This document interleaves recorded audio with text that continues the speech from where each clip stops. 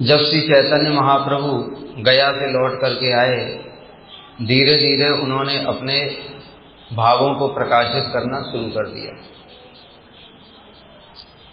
पहले तो भक्तों को यही लगा कि महाप्रभु के ऊपर कृष्ण की कृपा हो गई है, उनके शरीर में प्रेम के विकार दिखाई देने लगे, रोमांच, कंप, अश्रु, पुलक इत्यादि, नेत्रों से अश्रु की धारा प्रवाहित होती रहती, बड़े अद्भुत विकार। तो भक्त लोग समझ ही नहीं पाते थे। एक दिन शुक्लांबर ब्रह्मचारी के घर में श्री चैतन्य महाप्रभु ने सभी भक्तों को बुलाया और वहां पर गदाधर पंडित को जब पता चला कि महाप्रभु कुछ कृष्ण प्रेम, कृष्ण भक्ति की बातें बताएंगे, तो वो भी चले गए, क्योंकि गदाधर पंडित तो बाल्यकाल से ही कृष्ण भक्त थे और महाप्रभु तार्किक शिरोमणि थे।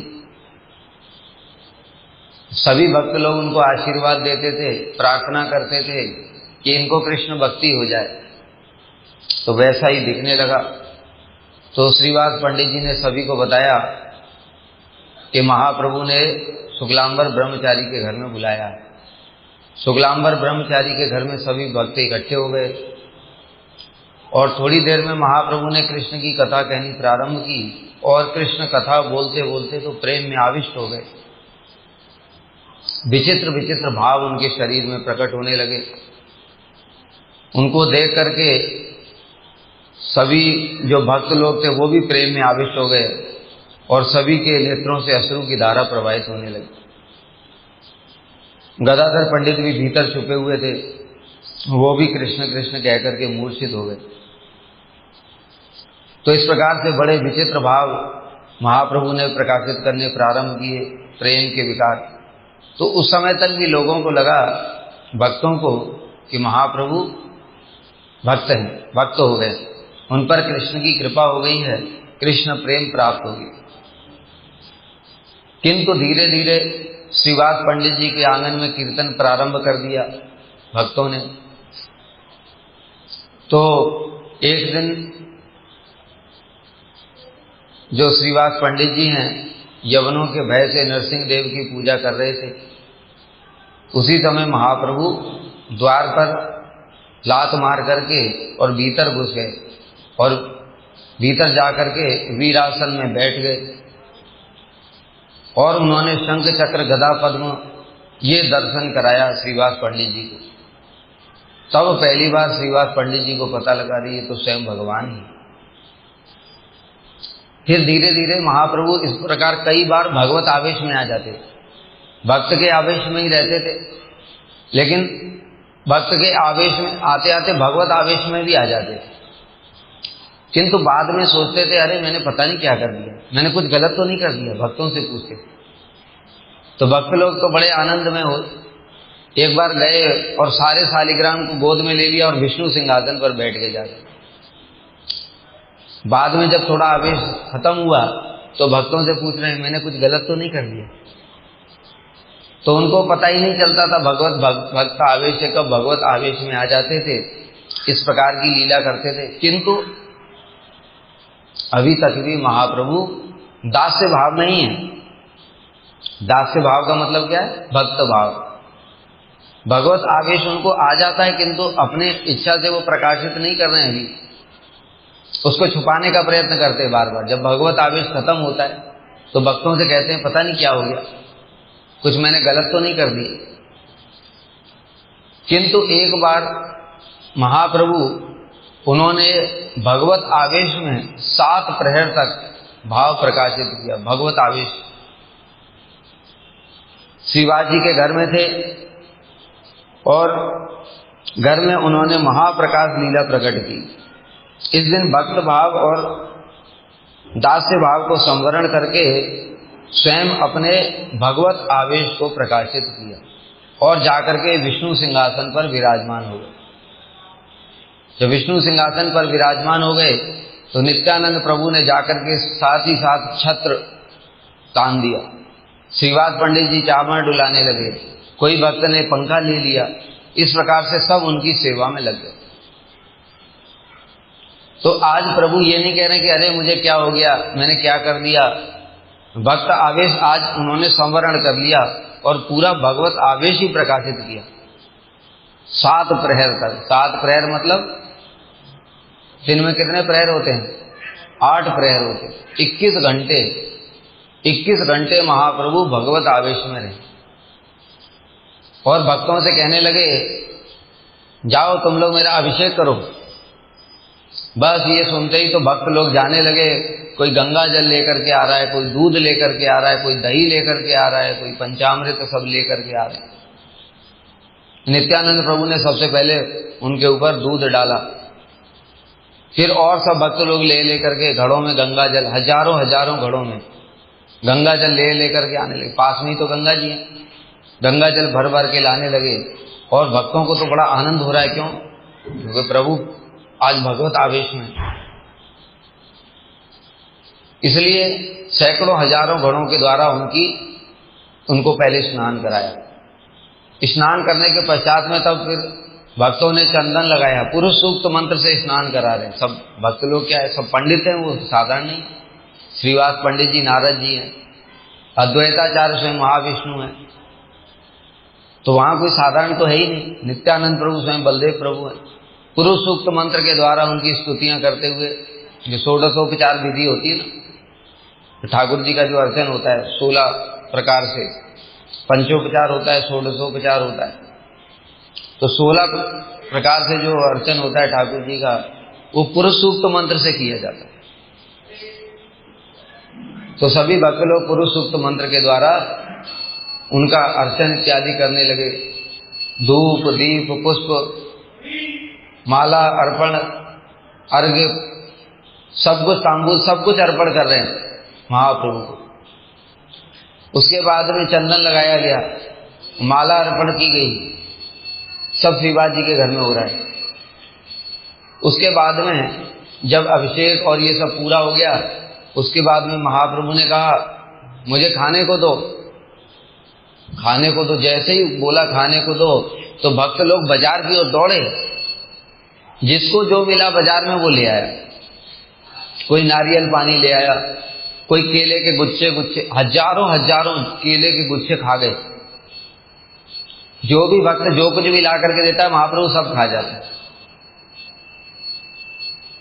दाल और सब्जी और केले के, बताए केले के तो हजारों गुच्छे, नारियल पानी और कितने पान के जो वो हैं बीड़ा, पान के बीड़े कितने उन्होंने ग्रहण कर लिए।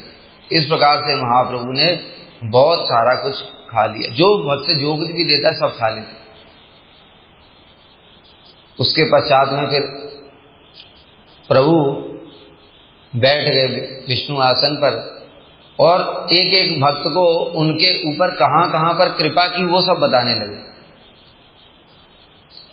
पहले श्रीवास पंडित जी को ही बताया, क्योंकि श्रीवास पंडित जी के घर में हो रहा है। श्रीवास पंडित जी महाप्रभु के अत्यंत प्रिय हैं। श्रीवास पंडित जी से कहते हैं श्रीवास तुमको याद है जब तुम एक बार जा रहे थे और कहीं जा रहे थे, उस समय मार्ग में देवानंद पंडित भागवत कथा कर रहा था, वो सुन करके तुम अंदर चले गए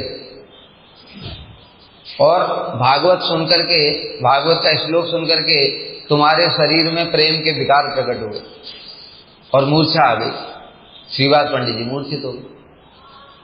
तो देवानंद के शिष्यों ने तुमको उठा करके वहां से बाहर रख दिया था कि अरे ये पता नहीं कहां से आ गया, कैसा भावुक व्यक्ति है, रो रहा है बिना बात के। उनको क्या पता भागवत की क्या महिमा है। भागवत का एक श्लोक सुनकर ही भक्त के अंदर में अष्टसात्विक विकार प्रकट हो जाते हैं, शुद्ध भक्त के अंदर। पर हमारे अंदर तो होते ही नहीं अभी। क्यों नहीं होते? स्यात् कृष्णाम चरिता सिताप्य अविद्या चित्तोपतप्त रत्न से न रोतिकान किंतु आदरात अनुदिनम खलु सैव दुष्टा स्वाद्वी क्रमाद भवती तदगत मूलम। कि जो कृष्ण का नाम रूप गुण लीला इत्यादि है वो तो मिश्री के समान है, मीठा। किंतु हमारी जीवा पर अभी पित्तोपतप्त रसनस्य पीलिया रोग हो गया है। पीलिया रोग के मरीज को मिश्री भी कड़वी लगती है, उसी प्रकार से हमको अविद्या रूपी पीलिया रोग है। इसी कारण से हमको कृष्ण का नाम रूप गुण लीला जो इतना मधुर है, शास्त्र में कितना वर्णन है, केवल मात्र श्रीवास पंडित जी ने एक श्लोक सुना और प्रेम में मूर्छित हो गए। लेकिन हम दिन रात कथा सुनते हैं, कुछ भी नहीं हो रहा है। क्यों? पीलिया रोग है, ये दूर ही नहीं हो रहा है। किंतु आदरात अनुदिनम खलु सैव दुष्टा, आदर पूर्वक जब इसको निरंतर सेवन करते रहेंगे तो क्या होगा? धीरे धीरे वो पीलिया रोग दूर होगा, तब यही सब आस्वादन ही हो जाएगा। तो इसलिए उनके शिष्यों को तो कुछ आस्वादन नहीं हो रहा था, वो तो बुद्धि से समझ रहे भागवत। लेकिन श्रीवास पंडित वो तो भागवत में आविष्ट हो गए प्रेम में, इसलिए उनके भाव को समझ ही नहीं पाए। तो महाप्रभु कह रहे हैं कि वो जो देवानंद है उसका अपराध हो गया। उसने अपने भक्तों को, अपने जो शिष्य थे उनको निषेध नहीं किया कि ये भक्त के साथ में तुम कैसा व्यवहार कर रहे हो, अपने शिष्यों को कुछ नहीं बोला, इसलिए अपराध हो गया। फिर तुम वापस घर आ गए, जब वहां से उनका बाईस पूर्ति हुई श्रीवास पंडित जी को, तो दुखी होकर के, क्योंकि भागवत सुन रहे थे, आस्वादन हो रहा था, उनको बाहर कर दिया, तो दुखी होकर के घर में आ गए। और घर में आकर के उन्होंने भागवत खोली, भागवत पाठ करने लगे। तो महाप्रभु कह रहे हैं तुमको पता है उस समय मैं स्वयं बैकुंठ से आ गया था, और बैकुंठ से आकर के तुम्हारे शरीर में मैंने प्रवेश किया, और प्रवेश करके तुमको प्रेम में रुलाया। तो श्रीवास पंडित जी को फिर जो भागवत पढ़ा उन्होंने, तो प्रेम में वो सारी पुरानी बातें भूल गए और प्रेम में बड़े आविष्ट होकर के रोने लगे प्रेम से। तो श्रीवास पंडित जी ये सुन करके तो महाप्रभु के चरण पकड़ करके और प्रेम में क्रंदन करने लगे। फिर उसके बाद में एक भक्त थे गंगादास जी। महाप्रभु एक एक भक्त को बता रहे हैं कि मैंने तुम लोगों पर कैसे कैसे पूर्व में कृपा की। एक भक्त थे गंगादास। वो गंगादास जी यवनों के भय से उस स्थान को छोड़ करके दूसरे राज्य में जाना चाहते, क्योंकि यवन लोग उस समय सब लूटपाट करते थे हैं, और स्त्रियों के साथ भी दुर्व्यवहार करते थे। तो इसलिए गंगादास जी भय से छोड़ना चाहते थे। घाट पर पहुंच गए। घाट पर जब पहुंच गए तो वहां पर कोई भी उनको नाव ही नहीं दिखी। तो भगवान से प्रार्थना करने लगे कि प्रभु कुछ सहायता करो, नहीं तो मैं अपने प्राण ही त्याग दूंगा। अगर ये यवन आ गए और हमारे घर की स्त्रियों को इन्होंने दूषित कर दिया तो मैं अपने प्राण त्याग दूंगा, मैं ये सब नहीं देख सकता। तो उसी समय उन्होंने देखा कि एक मल्ला नाविक वो नाव लेकर के आ रहा है। गंगादास जी बिल्कुल प्राण त्यागने के लिए तैयार थे, गंगा जी में प्रवेश करने के लिए। तभी उन्होंने देखा कि एक नाविक आ रहा है, और नाविक को उन्होंने फिर बुलाया कि अरे भाई इधर आ जाओ, मुझे नाव में बिठा करके उस पार कर दो, मैं तुम्हें 1 रुपया दूंगा और धोती भी दूंगा। उनको लोभ दे रहे हैं ना, जिससे मुझे पार करा दे, रात का समय। तो नाविक ने उनको बिठाया और बिठा करके सपरिवार उनको उस पार करा दिया। तो महाप्रभु कहते हैं जानते हो वो नाविक मैं ही था, मैं स्वयं वैकुंठ से आ गया था तुम्हारी प्रार्थना सुन करके, और मैंने तुम्हारी रक्षा की। ये सुन करके तो सारे भक्त लोग आश्चर्यचकित हो गए कि भगवान ने स्वयं आकर के नाव चला करके और भक्त की रक्षा करी। तो सारे के सारे भक्त लोग प्रेम में आविष्ट होकर के रोने लगे। ऐसे प्रभु एक एक भक्त के लिए बोल रहे हैं। फिर कहने लगे जाओ श्रीधर को बुला करके ले आओ। तो भक्तों ने पूछा श्रीधर कहाँ रहते? कहते वहां पर जाना, बिल्कुल कोने में। वहां पर एक भक्त मेरा नाम बुला रहा होगा, कृष्ण कृष्ण पुकार रहा होगा। श्रीधर पंडित जी की क्या भक्ति थी, खोला बेचा श्रीधर, कितना अद्भुत उनकी भक्ति थी। महाप्रभु वो सारा का सारा स्मरण कर रहे हैं। 4 प्रहर मतलब रात भर, पूरी रात वो सोते नहीं थे, कृष्ण कृष्ण बुलाते रहे। और जो आसपास के लोग हैं वो उच्च स्वर से नाम संकीर्तन करते थे, कृष्ण कृष्ण हरे कृष्ण हरे कृष्ण। उच्च स्वर से करते थे, तो अड़ोस पड़ोस के लोग जो है उनकी नींद टूट जाती थी। तो उनसे कहते थे कि देखो लग रहा है भूखा है बेचारा, इसलिए भूख में नींद नहीं आ रही है, इसलिए ऐसे चिल्ला रहा है, क्रंदन कर रहा है। कृष्ण कृष्ण नाम पुकारते थे और क्रंदन करते थे, रोते थे प्रेम में। लेकिन ये विषयी लोग क्या सोचते थे? विषयी लोग सोचते थे कि भूख के मारे नींद नहीं आ रही, क्योंकि बहुत गरीब थे। वो लोग उनका मजाक उड़ाते थे, कह रहे तुम देवी की भक्ति क्यों नहीं करते? देखो हम लोग कितने वैभव संपन्न हैं और तुम्हारे खाने को भी कुछ नहीं है, और ऊपर से झोंपड़ी टूटी हुई है, पानी गिरता है, कपड़े भी फटे हुए हैं। तो भक्त लोग दौड़ करके गए, दौड़ करके श्रीधर जी के पास गए। वहां सुना उन्होंने कृष्ण कृष्ण कीर्तन, तो तुरंत उनको लेकर गए। चलो चलो प्रभु ने बुलाया। ये सुना प्रभु ने बुलाया तो वो सुनने के साथ ही श्रीधर तो मूर्छित हो गए। वो जाने की तो बात सुनते ही मूर्छित हो गए, कहते प्रभु ने बुलाया, जाएंगे क्या? मूर्छित ही हो गए वहीं। तो भक्तों ने जैसे तैसे करके फिर उनको होश में लाए, पानी वानी छिड़का उनके ऊपर और कहते भाई जल्दी चलो, देर मत करो, प्रभु ने बुलाया। श्रीधर जी दौड़ करके आए, दूर से साष्टांग प्रणाम किया। फिर महाप्रभु सारी बातें याद दिलाने लगे कि श्रीधर तुमको याद है कि मैं तुम्हारे पास प्रतिदिन आता था और डेली।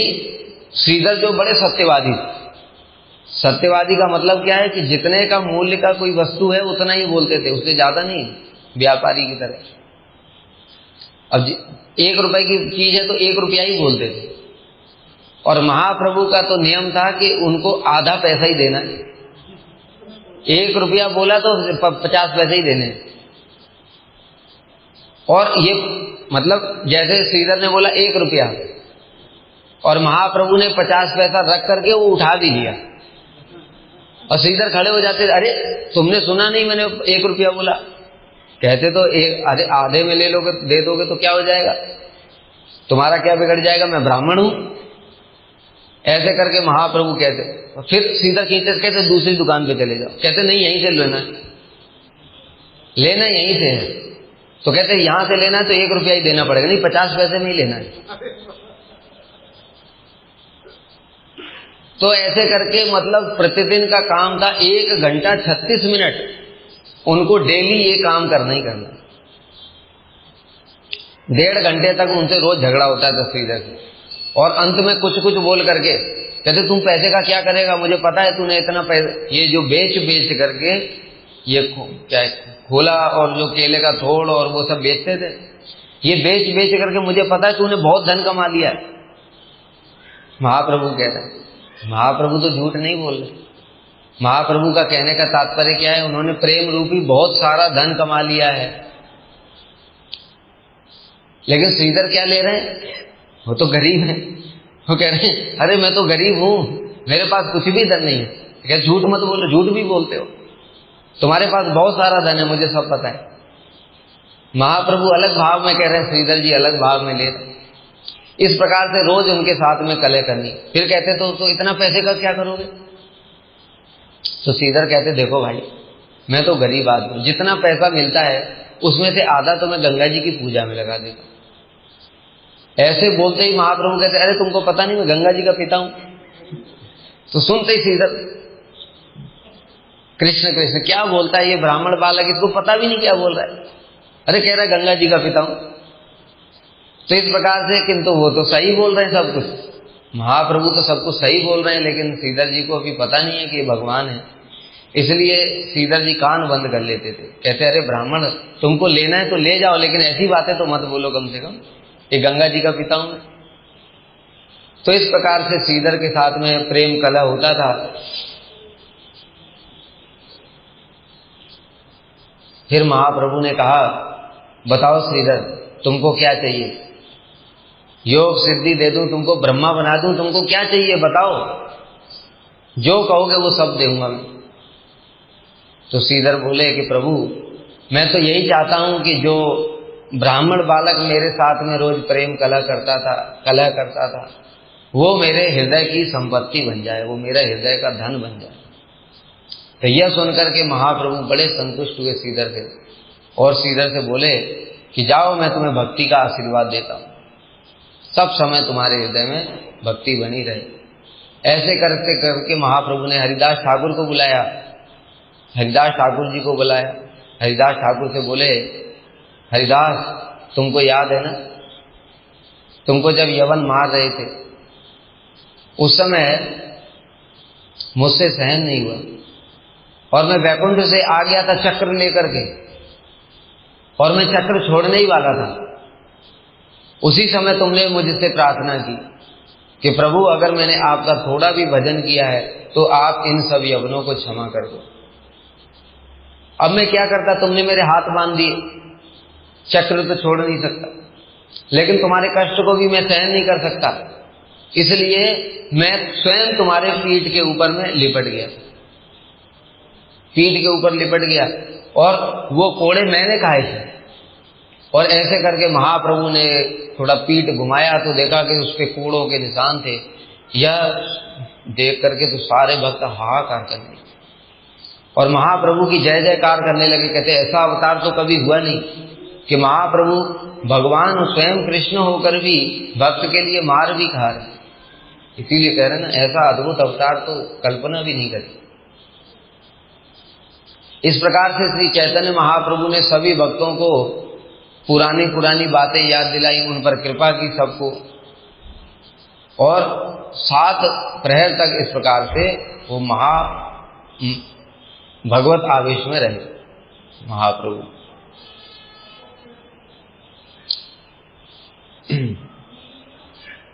उस दिन महाप्रभु ने बताया कि अपने चरण स्वयं बढ़ा दिए आगे, कहते लो मेरी पूजा करो। सबकी पूजा भी स्वीकार की, सबका जो उन्होंने सब उपहार लेकर के आए थे वो सब भी ग्रहण किए महाप्रभु ने। एक दिन श्रीवास पंडित जी के घर में जब कीर्तन होता था तो श्रीवास जी की सास वो कीर्तन देखने के लिए एक कोने में छुप गई कि आज मैं कीर्तन देखूंगी छुप करके। महाप्रभु ने जब कीर्तन प्रारंभ किया तो कीर्तन प्रारंभ करते ही महाप्रभु बोले, आज कीर्तन में इतना उल्लास नहीं हो रहा है, ऐसा लगता है कोई विजाती व्यक्ति है। प्रभु तो अंतर्यामी शिरोमणि सब जानते हैं। जब ऐसे बोला तो भक्तों ने चारों तरफ ढूंढना शुरू कर दिया। चारों तरफ ढूंढा तो देखा श्रीवास जी की जो सास है वो एक कोने में छिपी हुई है। अपनी सास को घर में छिपी देख करके श्रीवास जी बड़े दुखी हो गए और उन्होंने बाल पकड़ लिए उसके, और बाल पकड़ करके घसीट करके बाहर कर दिए। क्यों किया ऐसा, क्यों किया? देखो यही शिक्षा है। कृष्ण की सेवा की कैसी वृत्ति होनी चाहिए। कृष्ण की सेवा में कोई भी बाधा देता है अगर, वो चाहे अपना कितना भी प्रिय क्यों ना हो, उसको त्याग कर देना। श्रीवास पंडित जी ने भी ये दिखाया कर। सुबेरे बोला था, जाके प्रिय न राम वैदेही त्यजिए ताय कोटि वैरितम जदपि परम स्नेही तजो पिता प्रहलाद विभीषण बंधु भरत महतारी बलि गुरु तजो व्रजबंतन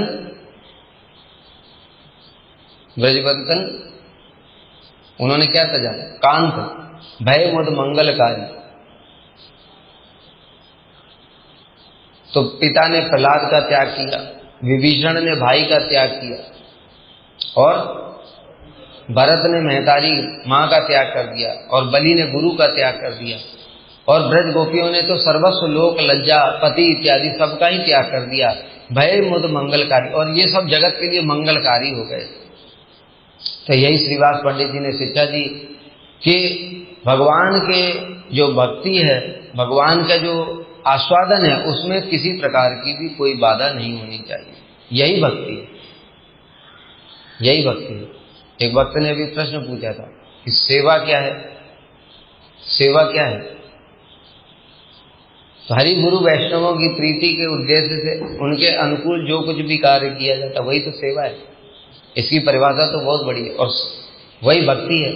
भक्ति का मतलब क्या है? भक्ति और सेवा एक ही तात्पर्य है। भक्ति बना है भज धातु से, भज धातु का होता है मतलब सेवा।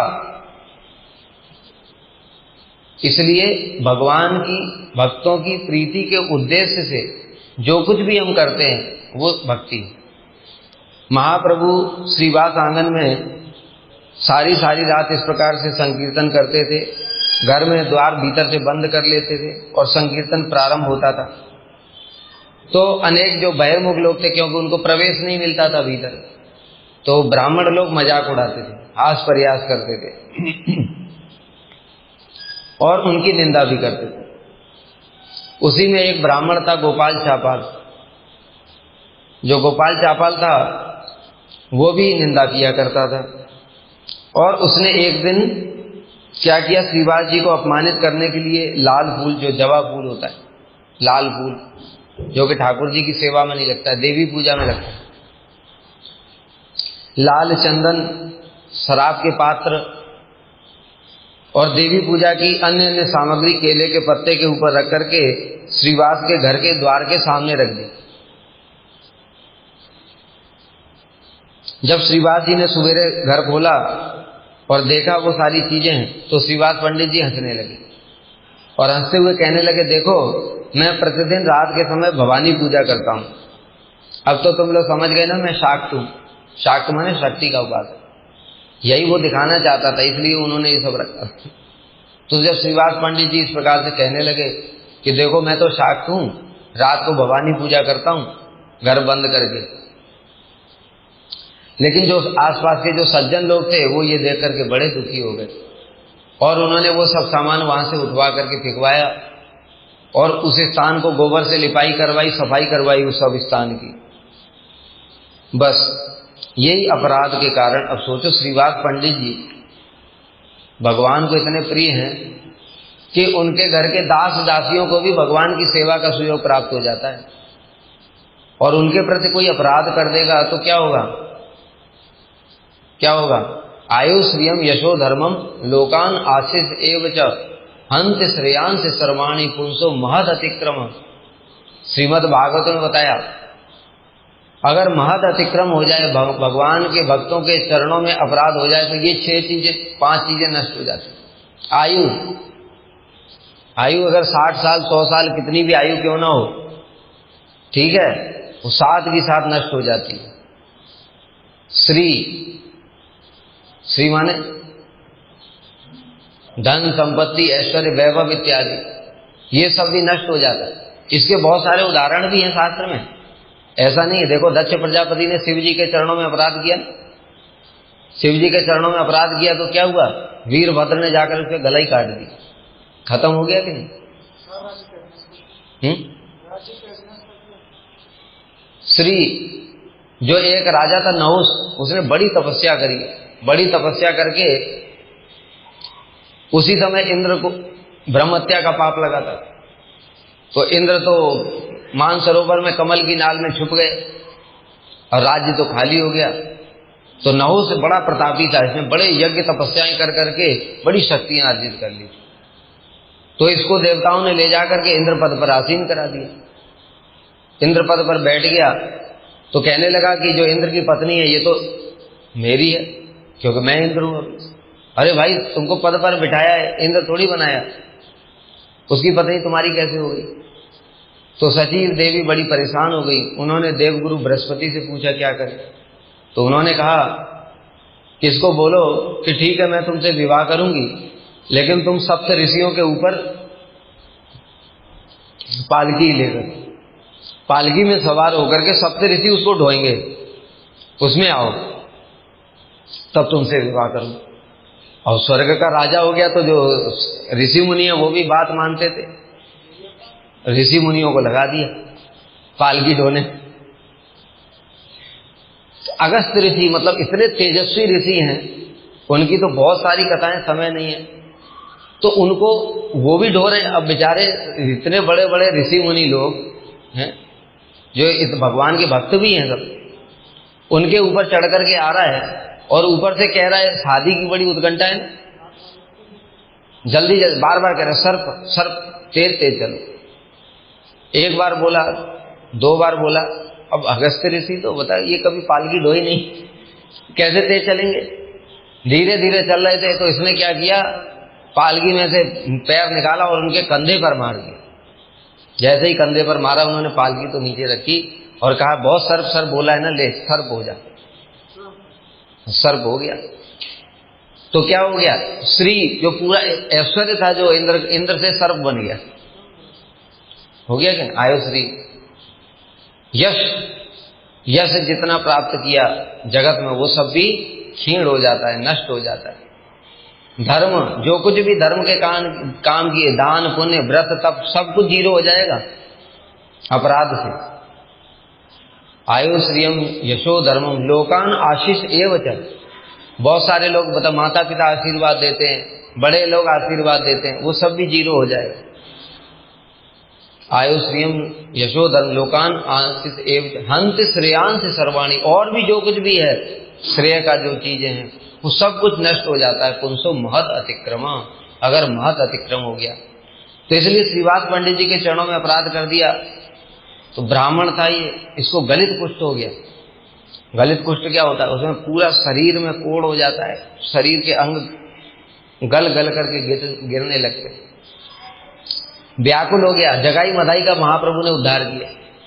तो गोपाल चापाल उनके पास में पहुंचा, कहता है मेरा भी उद्धार कर दो। महाप्रभु ने कहा दुष्ट तेरा उद्धार नहीं करूंगा, तुझे तो कोटि जन्मों तक रौरव नरक में सड़ाऊंगा। तूने श्रीवास को भवानी पूजा कराई ना, तुझे कोटि जन्म तक रौरव नरक में सड़ाऊंगा। महाप्रभु ने क्षमा नहीं की। फिर बहुत दिन तक इसी प्रकार से ये तड़पता रहा, कष्ट पाता रहा। फिर महाप्रभु जब दोबारा एक बार जब कुलिया में आए थे तब फिर से ये महाप्रभु के चरणों में गिर पड़ा। और दोबारा फिर चरणों में गिरा तो महाप्रभु को दया आई और उन्होंने कहा कि जाओ। महाप्रभु कह रहे हैं चैतन्य चरितामृत में, अरे पापी भक्त द्वेषी तोरे ना उद्धारी हूं। अरे दुष्ट पापी, भक्त का विद्वेष करता है तू, तेरा उद्धार नहीं करूंगा। कोटि जन्म यही मते कीड़ा खवाई हूं, रौरव नरक में कीड़ों के द्वारा कटवाऊंगा तुझे। वो कुष्ठ हो गया था, उसमें कीड़े पड़ गए थे और कीड़े नोच नोच करके खाते थे। श्रीवासे कराई ली तुझी भवानी पूजन, कोटि जन्म हवे तवे रौरव के भी पता। श्रीवास को भवानी पूजन कराया ना तू, करोड़ों जन्म तक इसी प्रकार से रौरव में सड़ेगा। तो फिर ऐसे दोबारा जब कुली आए तो महाप्रभु तो उनके चरण में गिर पड़ा। तो महाप्रभु ने कहा ठीक है, एक तरीके से तेरा उद्धार हो सकता है, तो जाकर के अभी श्रीवास पंडित जी से क्षमा मांगी। तो फिर इसने श्रीवास पंडित जी से क्षमा मांगी। श्रीवास भक्त तो बड़े दयालु होते, भगवान कठोर हो जाते लेकिन भक्त तो बड़े दयालु होते। देखो छोटा हरिदास के लिए महाप्रभु ने कहा ना इसको त्याग, शकल नहीं देखनी इसकी। गोविंद प्रभु को स्पष्ट आदेश दे दिया, आज के बाद हरिदास को प्रवेश नहीं मिलना चाहिए। अगर हुआ ऐसा तो मैं छोड़ के चला जाऊं। प्रभु की बस बड़ी धमकी थी, मैं छोड़ के चला जाऊं, ये इतना था ब्रह्मास्त्र। इसके आगे भक्त लोग बिल्कुल क्यों छोड़ के चले जाएंगे, तो भक्त क्या करेंगे। इसलिए किसी भी प्रकार से महाप्रभु को छोड़ के नहीं जाना है। तो इसलिए सभी भक्त, लेकिन भक्त लोग बार बार प्रार्थना करते हैं। भक्तों का दिल बड़ा दयालु होता है, चित्त तो बड़ा द्रवित हो जाता है, भगवान तो बड़े कठोर हो जाते हैं। तो इसलिए श्रीवास पंडित जी ने क्षमा कर दी। जब उन्होंने क्षमा किया तो महाप्रभु ने फिर इसको ठीक कर दिया, गलित कुष्ठ ठीक हो गया। एक दिन एक दुग्धाहारी ब्राह्मण आया।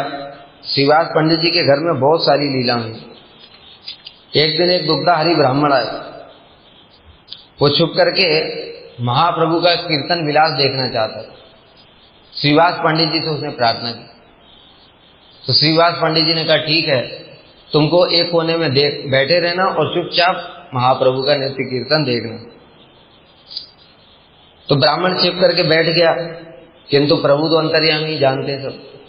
इसलिए प्रभु ने फिर से वैसे ही बोलना शुरू किया। आज कीर्तन में उल्लास नहीं हो रहा है, ऐसा लगता है कोई बहिर्मुख व्यक्ति घर में आ गया। प्रभु सब जानते हैं लेकिन डायरेक्ट नहीं बोलते। ये सुनकर के तो श्रीवास पंडित जी डर गए कि प्रभु कहीं रुष्ट ना हो जाएं। इसलिए श्रीवास पंडित जी हाथ जोड़ करके कहने लगे, प्रभु एक दुग्धाहारी ब्राह्मण है, बड़ा सात्विक है और बड़ा तपस्वी भी है, इंद्रियों को संयम में करके रखता है और सात्विक व्यक्ति है। इसलिए वो बार बार मुझसे आग्रह कर रहा था, प्रार्थना कर रहा था, इसलिए मैंने उसको आपके दर्शन कराने के लिए घर के कोने में छिपा दिया। जब ये बात महाप्रभु ने सुनी तो महाप्रभु कुछ क्रोधित हो गए और क्रोधित होकर के बोले कि अगर कृष्ण भक्ति, दूध पान करने से ही अगर कृष्ण भक्ति मिल जाती तो गाय के बछड़े तो सारी जिंदगी दूध ही पीते हैं, तो उनको तो कृष्ण भक्ति हो जाती। कहना क्या चाहते हैं महाप्रभु?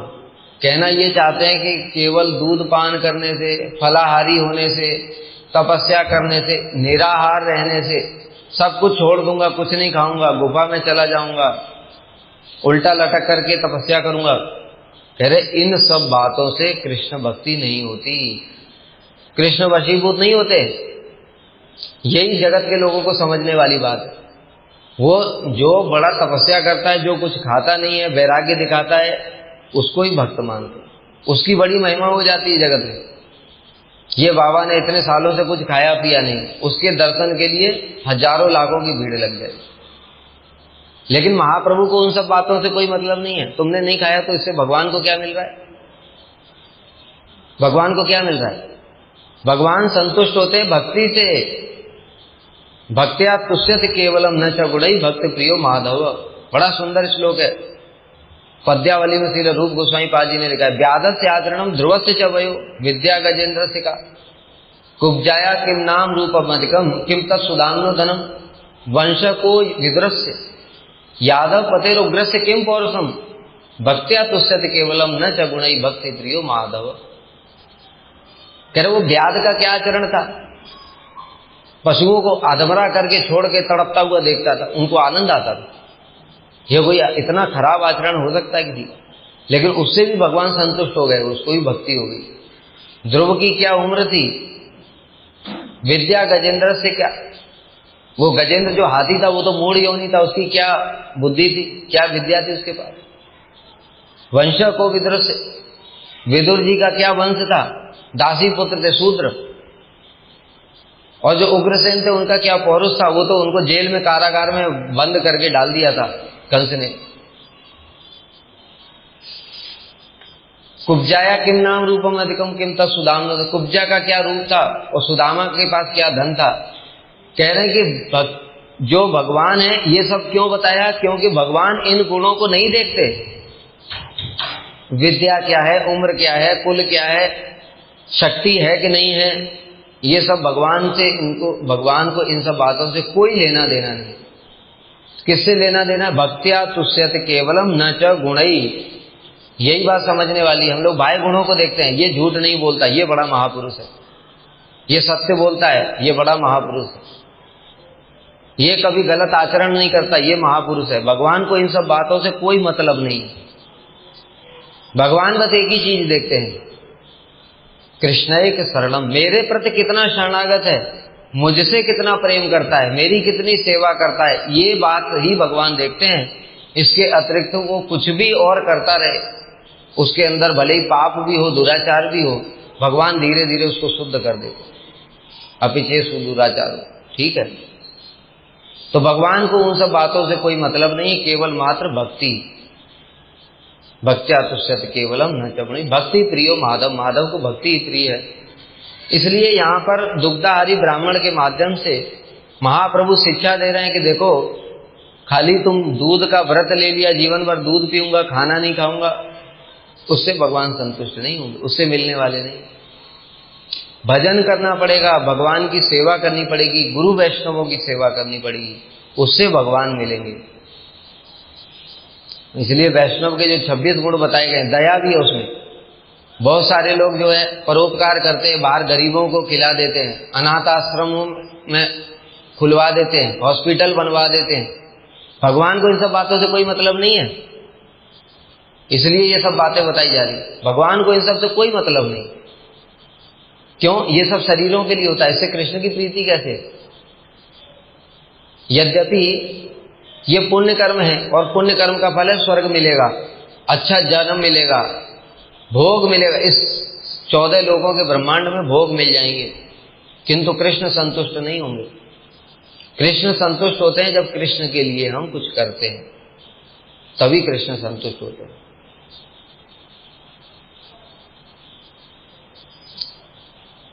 तो इसलिए दुग्धपान इत्यादि बहिर्मुख तपस्या द्वारा कृष्ण भक्ति की प्राप्ति नहीं होती, उसको यहां से बाहर कर दो। महाप्रभु ने बाहर कर दी। ब्राह्मण भय से अपने आप ही घर से बाहर चला गया और बाहर से आंशिक दर्शन के सौभाग्य की प्राप्ति के लिए अनुरोध करने लगा। कहता अच्छा ठीक है, थोड़ा बाहर से ही देख लूंगा, थोड़ा सा बाहर से ही थोड़ा सा देख लूंगा, मुझे यहीं बाहर कर, थोड़ा कहीं होता है ना छेद वेद होता है दरवाजे का, वहीं से थोड़ा देख लूंगा। तब जब ऐसे अनुरोध करने लगा तो महाप्रभु ने उसको फिर बुलाया अपने पास और बुला करके अपने चरण कमल उसके मस्तक पर रख दिए। इस प्रकार से महाप्रभु ने कृपा की। अब बताओ सास के ऊपर कृपा क्यों नहीं की? और ये ब्राह्मण, सास तो श्रीवास जी के साथ संबंध भी था, श्रीवास जी के साथ संबंध भी था, लेकिन सास पर कृपा नहीं की। और दूसरी ओर ये ब्राह्मण तो संबंध भी नहीं था, तपस्वी था केवल, इसके ऊपर कृपा क्यों करी? हैं? हाँ, क्योंकि उसने भक्त का आश्रय लिया। भगवान को प्राप्त करने के लिए डायरेक्ट कोई विधि नहीं। जो श्रीवास जी की सास हैं वो खुद डायरेक्ट अपने आप भगवान के दर्शन करना चाहती, अपनी इच्छा से, इसलिए उनको कृपा भी नहीं हुई, घर से बाहर निकाल दिया श्रीवास जी ने उल्टा पकड़ कर। लेकिन ये जो है ब्राह्मण, इसने श्रीवास जी की शरण ली थी, भक्त की शरण ली। अब भक्त की शरण लेने के कारण महाप्रभु ने शासन किया, शिक्षा प्रदान की कि देखो तपस्या से कुछ नहीं होगा, भजन करो, लेकिन बाद में कृपा भी की। ये मुख्य बात है कि हमको सब समय भक्तों के आश्रय में रहना पड़ेगा, नहीं तो भगवान स्वीकार नहीं करेंगे।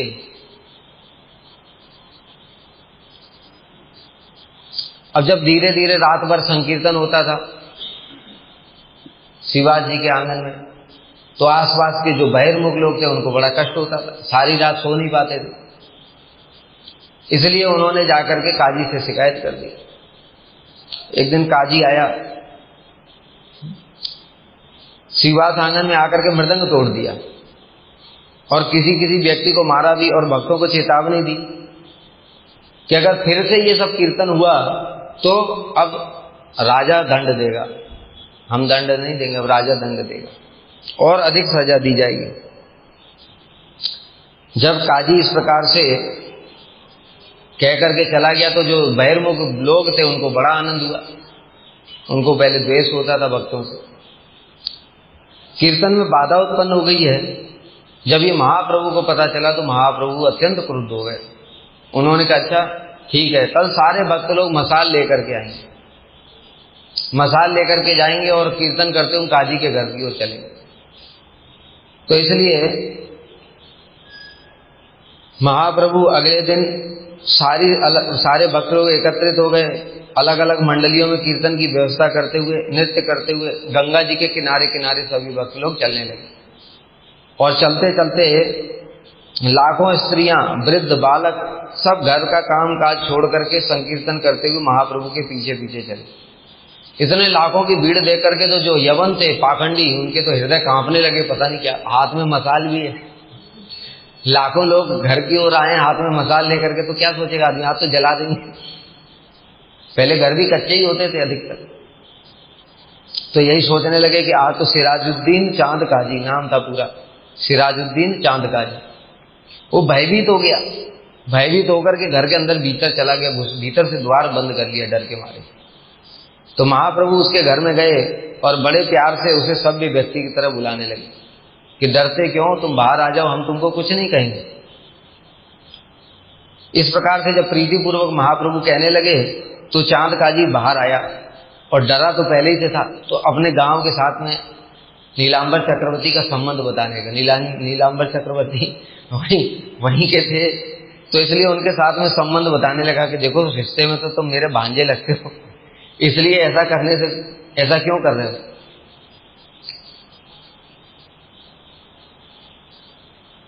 और फिर उसके बाद में चांद काजी बोला कि देखो जिस दिन मैं मृदंग तोड़ करके आया घर में, रात को सोया हुआ था, जो रात को सोया था उसी समय रात में स्वप्न में मेरे एक विचित्र प्राणी आया।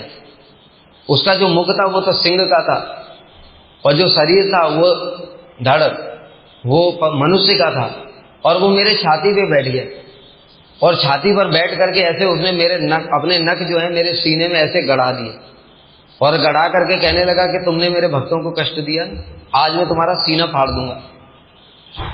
इस प्रकार से बोलने लगा तो मैं डर गया और मैंने कहा कि नहीं, आज दोबारा मैं ऐसा काम नहीं करूंगा, मुझे छोड़ दो। तो फिर उन्होंने कहा कि जो वो विचित्र आकृति, उसको थोड़ी पता है नरसिंह देव है, तो इसलिए मैंने उसको बोला कि नहीं, आज के बाद मैं शपथ लेता हूं कि मैं भक्तों को कुछ भी नहीं बोलूं। और फिर उसने अपना सीना दिखाया, अपना कपड़ा उतार करके सीने दिखाया, तो सीने के ऊपर वो नखों के निशान भी बने हुए थे। तो यह देख करके तब से उसने संकल्प कर लिया कि मैं क्या, मेरे परिवार का कोई भी व्यक्ति भी, अपने वंश में मैंने तलाक दे दिया कि कोई भी मेरे वंश में तुम लोगों के कीर्तन में बाधा नहीं देगा। इस प्रकार चांदगाजी महाप्रभु के भक्त हो गए। और चांदगाजी जब उन्होंने शरीर छोड़ा तो वहां पर उनकी समाधि बनाई गई। हम लोग भक्त लोग सभी लोग अभी भी उनके दर्शन करने के लिए जाते हैं। तो चांदगाजी परम भक्त बन गए महाप्रभु की कृपा से।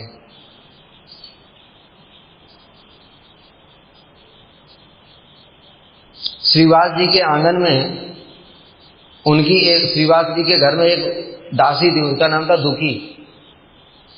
तो वो बड़े भाव से महाप्रभु का नृत्य देखा करते, और नृत्य देख करके जो भक्त लोग थे उनके स्नान के लिए, क्योंकि नृत्य करते थे तो कितना उनके शरीर से पसीना बह रहा है, अश्रु प्रवाहित हो रहे हैं, तो घड़ों से पानी पीते थे भक्त लोग।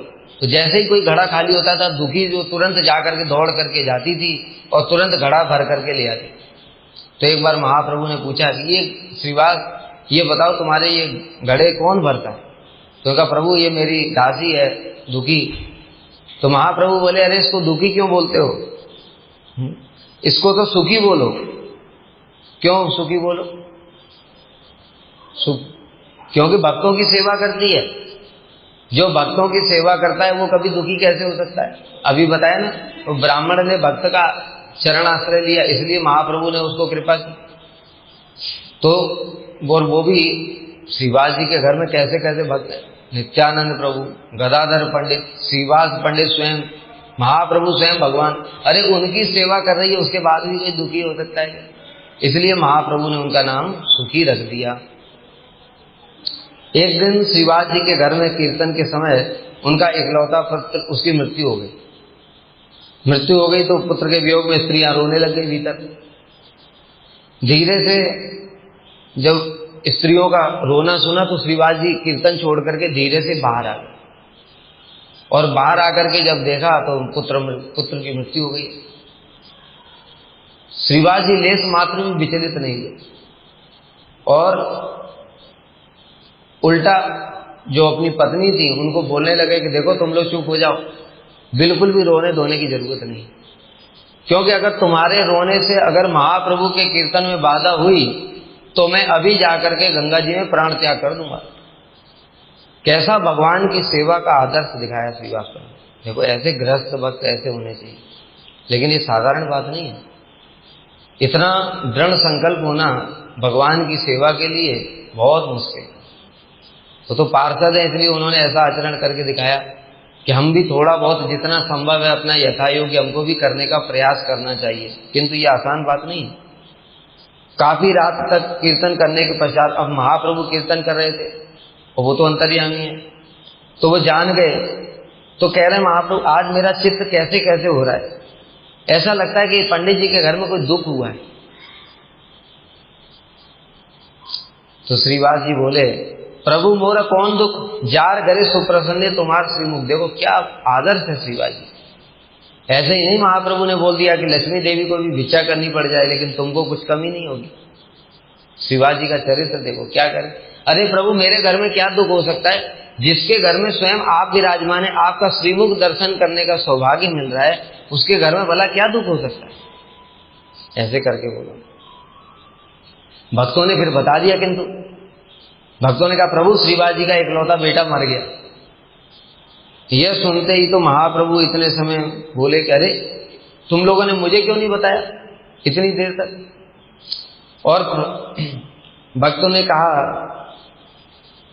कि श्रीवास जी ने मना किया क्योंकि प्रभु के कीर्तन में बाधा उत्पन्न हो जाएगी। देखो अपना पुत्र मर गया उसकी कोई चिंता नहीं, लेकिन प्रभु के कीर्तन में बाधा उत्पन्न नहीं होनी चाहिए। ये है सेवा। क्या अद्भुत सेवा का आदर्श स्थापित किया। तो श्रीवास पंडित जी जब इस प्रकार से भक्तों के मुख से सुना तो महाप्रभु कहने लगे, इस प्रकार के प्रेमी भक्तों को मैं छोड़ करके कैसे जाऊंगा। और महाप्रभु स्वयं रोने लगे कि अरे जो प्रेमी, इतने प्रेमी भक्त हैं मेरे कि उनका बेटा मर गया लेकिन मेरे कीर्तन में बाधा ना हो, उन्होंने न तो रोया न किसी को बताया। ऐसे प्रेमी भक्तों को मैं छोड़ करके कैसे जाऊं। इसीलिए तो बताया था ना सुबह कि 4 जगह पर महाप्रभु का नित्य वास है। कहां पर? सचीर मंदिरे आज श्रीवास आंगने, नित्यानंद नर्तने, राघव पंडित घरे। ये 4 स्थानों में महाप्रभु का नित्य वास है। क्यों वास है अब समझ में आ रहा है। अरे ऐसे प्रेमी भक्तों को छोड़ करके महाप्रभु भला कहीं कैसे जा सकते। फिर महाप्रभु तुरंत वो जहां पर बच्चा मरा हुआ था वहां पर पहुंच गए और आकर के बोले, उसके सीने के ऊपर ऐसे हाथ रख करके बोले, ओहे बालक, तुमने श्रीवास जैसे भक्त के घर को छोड़ करके अन्यत्र कहीं जाने की क्यों इच्छा की। अब महाप्रभु लीला करके दिखा रहे हैं, देखो वो तो सब जानते ही हैं। दिखाना क्या चाहते हैं कि अरे श्रीवास पंडित जी जैसा भक्त का घर भी किसी को प्राप्त हो जाए, उसको भी कोई छोड़ सकता है क्या। महाप्रभु स्वयं ही कह रहे हैं कि मैं इस घर को नहीं छोड़ सकता, तो तुम फिर छोड़ करके कैसे चले गए। इस पर मृत शिशु बोला, जितने दिन मेरा श्रीवास जी के घर में रहने का समय था उतना दिन यहाँ पर मैंने बिताया।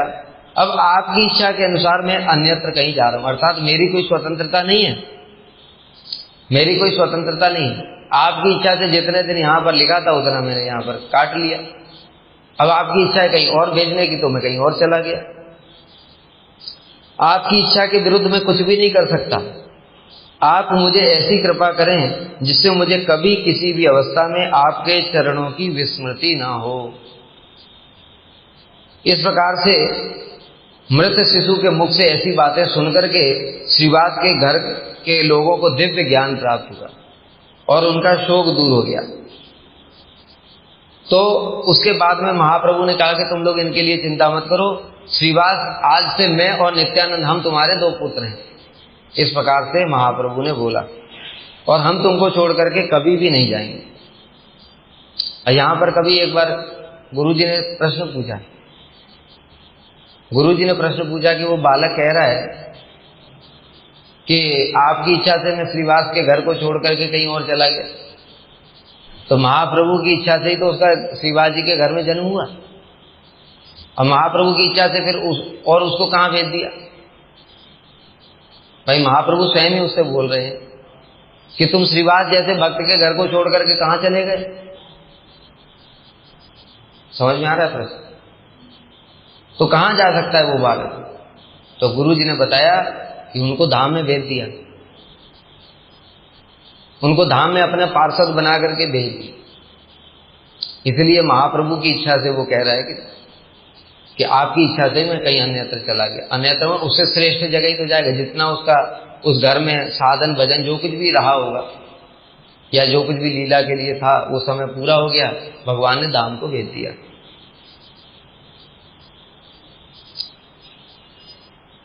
श्रीवास पंडित जी जब भक्त लोग जब जाते थे नीलाचल में तो वहां पर श्रीवास पंडित जी भी जाया करते थे और रथ के आगे 7 मंडलियों में बताया था, प्रत्येक मंडली में एक प्रधान कीर्तनिया था, एक प्रधान नर्तक था। तो जो दूसरी मंडली थी उसके मूल गायक थे श्रीवास पंडित, गान करते थे और उसमें नृत्य कौन करते थे? श्री नित्यानंद प्रभु। श्रीवास पंडित जी मुख्य गायक थे और नित्यानंद प्रभु मुख्य नर्तक थे। इस प्रकार से एक बार जब महाप्रभु अद्भुत कीर्तन कर रहे थे, देखा भक्तों ने देखा कि भक्तों ने सभी ने नहीं देखा, कुछ कुछ भक्तों ने देखा कि 7 मंडलियों में महाप्रभु एक साथ विराजमान है और बड़ा अद्भुत नृत्य कर रहे रथ के सामने, बड़े भाव में आविष्ट होकर के उनके नेत्रों से अश्रु जैसे प्रवाहित हो रहे थे, पिचकारी के समान, जैसे पानी से मारते ना पाइप से धारा, ऐसे उनके नेत्रों से अश्रु प्रवाहित हो रहे। सारे भक्त भीग गए, सारे चारों ओर के, ऐसा अद्भुत नृत्य कर रहे थे। तो राजा भी पीछे से देख रहे थे, राजा प्रताप रुद्र देख रहे थे और श्रीवास पंडित जी आगे खड़े हुए थे, वो भी देख रहे थे। तो कभी इधर हो जाते थे, कभी उधर हो जाते थे, कभी इधर, और वो राजा को देखने में बाधा हो रही थी।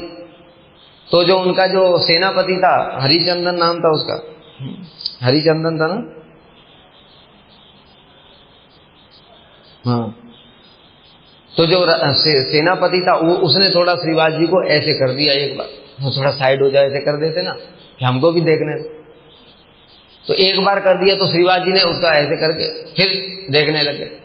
थोड़ी देर के बाद में फिर श्रीवास जी फिर ऐसे ही देखने लगे। फिर उसने दोबारा साइड करने के लिए, तो इस बार तो श्रीवास जी से रहा नहीं, दिया घुमा करके थप्पड़ उसके गाल पे। बार बार दर्शन में बाधा उत्पन्न करता है, एक घुमा करके दे दिया। हरिचंदन जो सेनापति था तो क्रोध में कुछ बोलना चाहता था, लेकिन जो राजा थे वो बड़े भक्त थे ना, इसलिए वो जानते थे, और उन्होंने हरिचंदन को रोक दिया और कहा कि अरे तुमको बड़े भाग्य है, तुम्हारा इतना सौभाग्य है, तुम्हें श्रीवास जैसे भक्त के हाथों का स्पर्श प्राप्त हुआ है ना। भक्त के हाथ से इस प्रकार से मार खाने से करोड़ों पाप नष्ट हो जाते हैं, इसलिए जानबूझ कर अपराध नहीं करना चाहिए कि मार खाने के लिए जान करके अपराध कर रहे हैं, उससे और उल्टा अपराध हो जाएगा। अनजाने में अगर हो जाए और उन्होंने दे दिया, गुरुजी कभी कभी दे देते, सभी को उनकी प्रसाद मिला, ये कृपा प्रसाद गुरुजी का सबको प्राप्त हुआ है।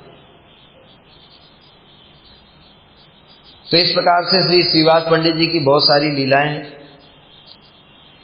एक दिन श्रीवास पंडित जी से महाप्रभु ने पूछा, तुम गृहस्थ हो, तुम धन प्राप्त करने की चेष्टा कुछ करते नहीं हो, तुम्हारा घर परिवार कैसे चलता है? तो श्रीवास जी ने कहा कि देखो मेरे धन प्राप्त करने की कोई इच्छा नहीं है, और उन्होंने ऐसे करके 3 ताली बजा दी। तो महाप्रभु ने पूछा ये 3 ताली बजाने का मतलब क्या है? तो श्रीवास जी ने कहा प्रभु देखो, अगर एक दिन खाना नहीं मिला तो सोचूंगा आज आपकी इच्छा नहीं है हमको कुछ देने की, अब हमको भूखा रखना चाहते।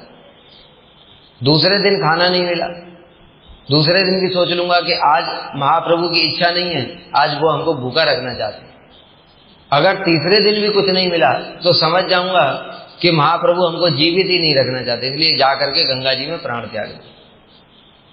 तो ये सुना जब महाप्रभु ने, तो महाप्रभु हुंकार करके हुए बोले कि देखो कभी लक्ष्मी जी को भी भिक्षा करनी पड़े, किंतु तुम्हारे घर में कभी भी कोई अभाव नहीं होगा। जो अनन्य भाव से कृष्ण का भजन करते हैं उनका योग क्षेम कृष्ण स्वयं पूरा करते हैं। इस प्रकार से जब महाप्रभु सन्यास लेकर के जगन्नाथपुरी चले गए थे, तो फिर श्रीवास पंडित जी, क्योंकि उनके घर में तो सारा नृत्य कीर्तन सब कुछ लीला वही होती थी, तो इसलिए महाप्रभु का विरह उनसे सहन नहीं हुआ। फिर वो उस स्थान को, नवदीप को छोड़ करके फिर वो वहां पर आ गए थे। कहां पर? कुमारहट्ट, जहां पर कि श्री ईश्वरपुरी पाद का स्थान है। गए आप लोग? गए कुमारहट्ट, जहां पर ईश्वरपुरी का जन्म स्थान है, जहां पर जब महाप्रभु गया से लौट करके आ रहे थे तो ईश्वरपुरी के जन्म स्थान पर आए थे, और वहां की मिट्टी उन्होंने अपने लेकर के अपने कपड़े में बांध ली और रोज उसको प्रसाद रूप में ग्रहण करते थे कि मेरे गुरु जी के स्थान की मिट्टी। बाद में भक्तों ने क्या किया, धीरे धीरे वहां से मिट्टी लेना शुरू कर दिया, तो वहां पर एक तालाब ही बन गया पूरा। तो उसको कहते हैं चैतन्य डोबा। चैतन्य डोबा नाम, डोबा माने गड्ढा, तालाब जैसा। तो उसको वहीं पर लेते, तो जो श्रीवास पंडित जी हैं वो वहीं पर आकर के रहने लगे थे बाद में जब हो गया था। और कृष्ण चैत्र मास की कृष्ण अष्टमी तिथि में श्रीवास पंडित जी की आविर्भाव, और आषाढ़ कृष्ण दशमी तिथि में तिरुभाव तिथि, आज के दिन ही उन्होंने अंतर्धान लीला की। बोलो श्री श्रीवास पंडित जी की जय, श्री पंच तत्व की जय, सपार्थ सती नंदन गौर हरि की जय, गौर प्रेमानंदे।